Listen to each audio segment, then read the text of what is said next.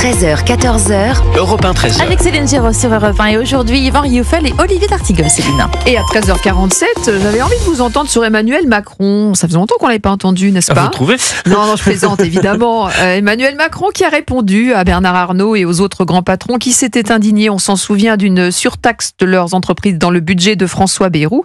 Écoutez ce qu'il leur répond. C'était chez nos confrères de France Télévisions.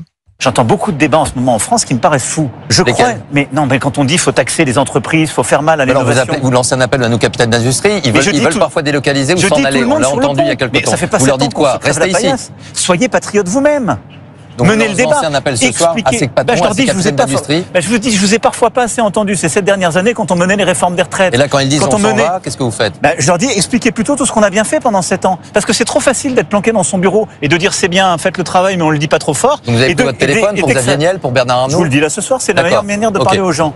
Qu'est-ce qu'il veut dire exactement, Yvan Rioufol? Comment vous interprétez ces propos-là? C'est le propos d'un narcisse blessé. Et un narcisse blessé devient méchant. C'est les propos méchants d'un narcisse. Oui, parce qu'il y a un propos blessé. Un peu courroucé. Courroucé, oui, parce qu'il a été malgré tout, il se sent en tout cas trahi, notamment par Bernard Arnault, qui était supposé être malgré tout son confident, ou je ne sais pas, son viseur du soir. Effectivement un allié. Un allié qui a été invité à l'intronisation de Donald Trump. En première loge. En première loge, alors que Macron n'y était pas. Enfin, je ne sais pas là si Macron devait y être ou pas, c'est pas le propos.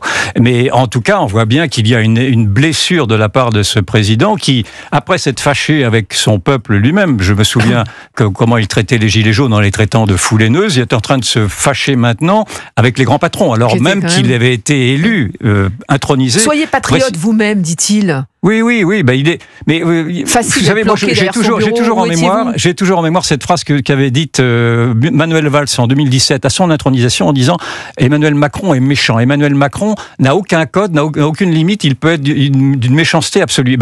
Et encore une fois, au risque de me répéter, je pense que son ego est tellement blessé par effectivement ces sortes de trahisons et par ces critiques qui sont faites à sa politique, alors que lui-même est incapable de la moindre autre critique, qu'il va rendre responsable tous les autres, sauf lui-même. On connaît un petit peu ce tempérament-là chez lui.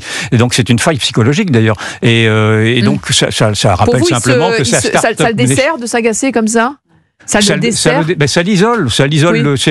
d'autant plus, et on montre bien, ça montre son aspect colérique dans le fond et très isolé d'un président qui n'est plus le président des Français, qui n'est plus le président des patrons, alors que ce sont les patrons qui l'avaient fait roi, si je puis dire, parce que rappelons-nous tout de même, c'est vrai, ça avait été le candidat d'Alain Minc, le candidat de tout ce monde président financier, président des riches, il avait été ça.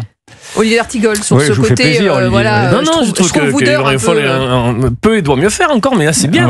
Je vous remercie. Ça va, si j'ai le Parti communiste qui me félicite, je vais commencer à m'inquiéter de mon sort. Je ne représente plus le Parti communiste dans les médias. Alors, mais j'ai ma petite sensibilité, comme dirons-nous. Non, mais Emmanuel Macron, décidément, ne changera pas. Il nous en avait fait la promesse, vous vous en souvenez? C'était post-Covid, je vais changer, ne changera pas.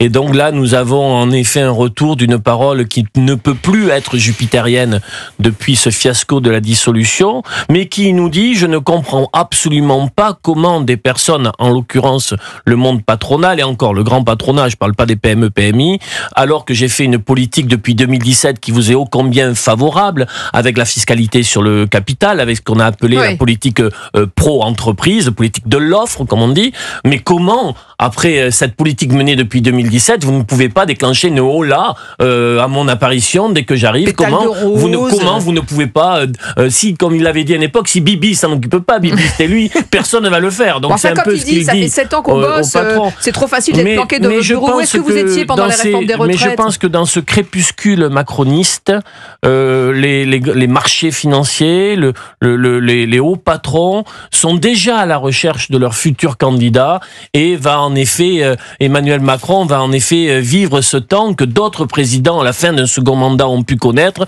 qui est celui en effet des lumières qui s'éteignent. Ouais, c'est arrivé à d'autres.